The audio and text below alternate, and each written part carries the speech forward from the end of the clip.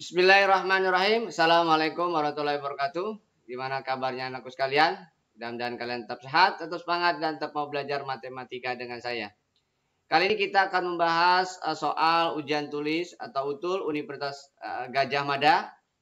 Mudah-mudahan dengan pembahasan ini bagi kalian yang ingin masuk ke UGM bisa tercerahkan, dan tentunya karakteristik soalnya tidak jauh beda dengan soal-soal SBMPTN atau seleksi mandiri universitas yang lain. Oke, kita mulai saja. Atau mata uang seimbang dan 6 koin tidak seimbang. Ketika koin dilempar, peluang mendapat gambar 0,5. Sedangkan untuk mata uang yang tidak seimbang, peluang mendapat gambar adalah 0,8. Oke, satu koin diambil secara acak dari kotak tersebut, kemudian dilempar. Peluang mendapatkan gambar adalah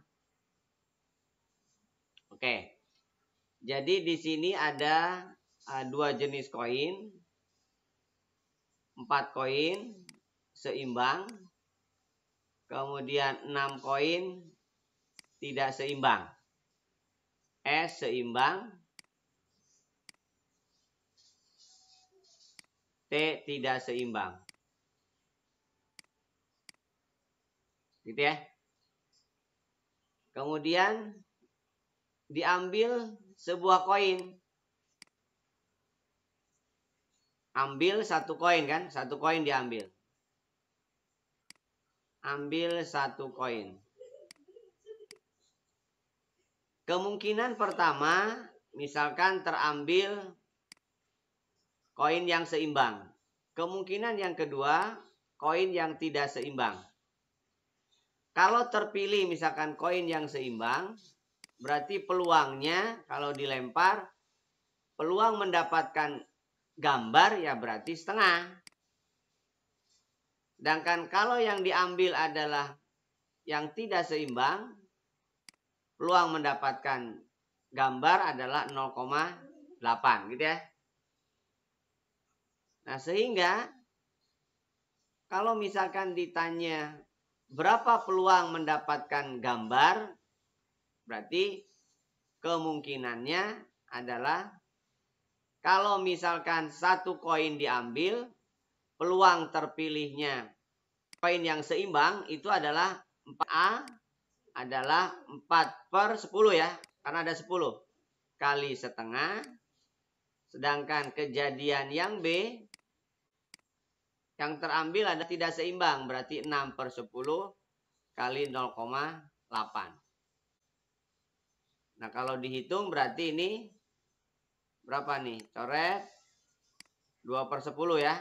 2/10. Yang ini berarti 0,48 ya. Yang ini 0,2. Nah, jadi peluangnya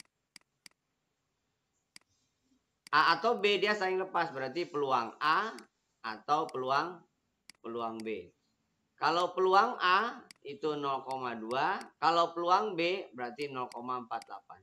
Jadi peluang muncul di permukaan itu bersisi gambar itu adalah 0,668. Gitu ya.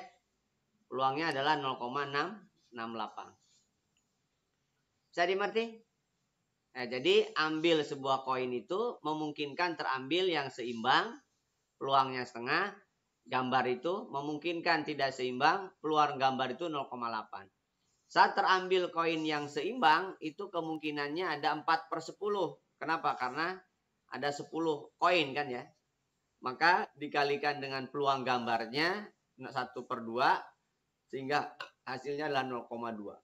Kemudian peluang yang kedua kemungkinannya adalah terpilih koin yang tidak seimbang. Maka peluangnya adalah 0,8. Kalau misalkan yang gambar ya maksudnya. Kalau misalkan yang terpilih adalah koin yang tidak seimbang, kemungkinannya atau peluangnya adalah 6/10 kali yang diminta gambar, berarti 0,8. Jadi total semua dari kemungkinan peluang mendapatkan gambar dari kemungkinan 2 koin itu adalah 0,668. Bisa dimengerti ya? Oke, kita lanjutkan. Fungsi fx sama dengan x kuadrat plus 2x plus 5 per x plus 1 dengan x tidak boleh min 1 biar terdefinisi kan.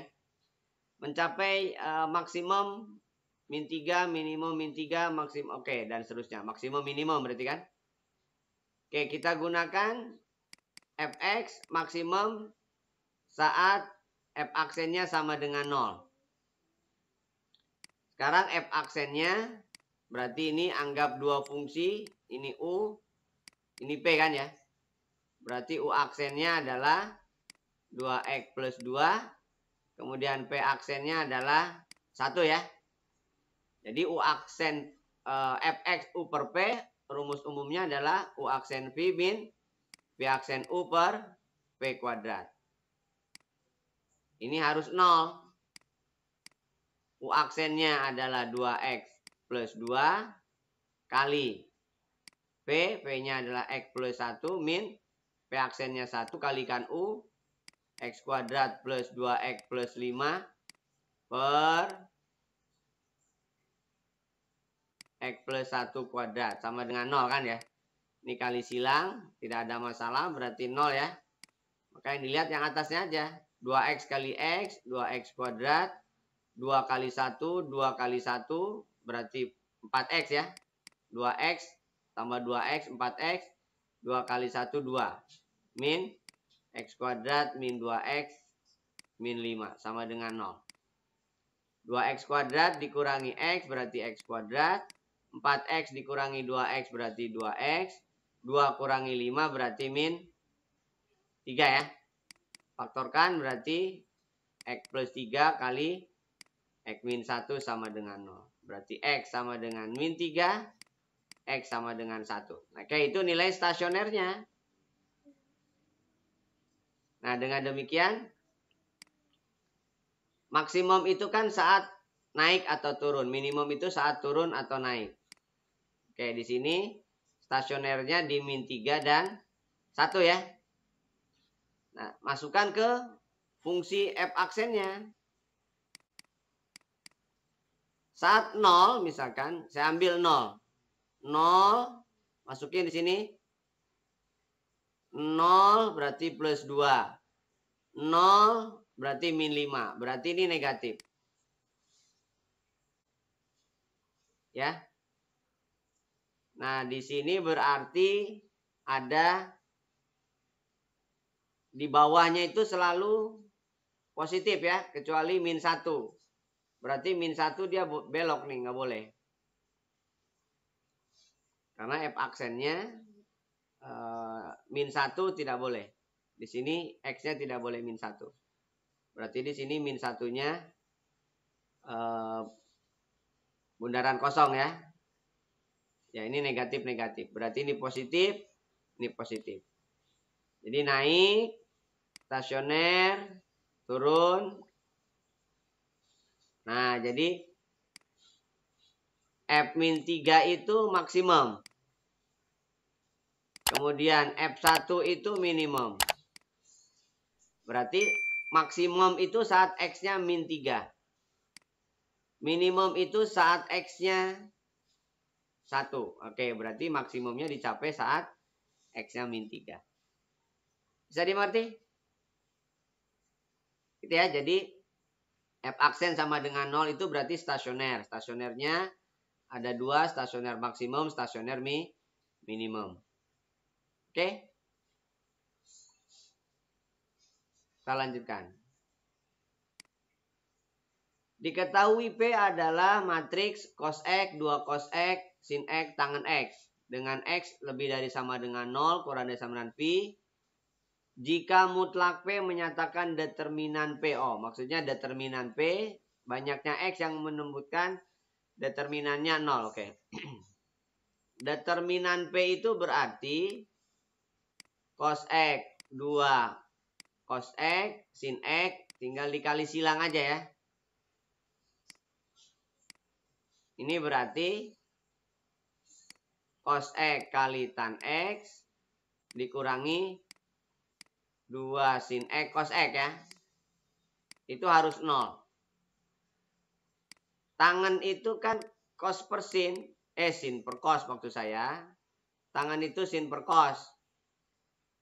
Ini 2 sin cos. Sama dengan 0. Cosnya coret ya. Nah, berarti sin X min 2 sin X kali cos X sama dengan 0. Sin X-nya dikeluarkan, faktorkan maksudnya 1 min 2 cos X. Berarti ada 2 nilai trigonometri. Yang pertama, sin X sama dengan 0. Lalu yang kedua, cos X yang sama dengan setengah ya. Nah, karena X-nya 0 sampai pi ya berarti 0 itu hanya mungkin 0 dan pi. Sedangkan setengah itu hanya mungkin 60 atau pi per 3 saja. Jadi banyaknya X adalah 0, pi, dan pi per 3. Berarti ada 3 ya. Karena hanya di 0 sampai pi nilai X-nya. Oke, saya kira itu untuk sesi yang pertama pembahasan soal ujian tulis UGM. Mudah-mudahan bisa dipahami. Ulang terus. Bagi yang belum subscribe, di-subscribe, like, dan berikan komentarnya. Sekian dari saya. Assalamualaikum warahmatullahi wabarakatuh.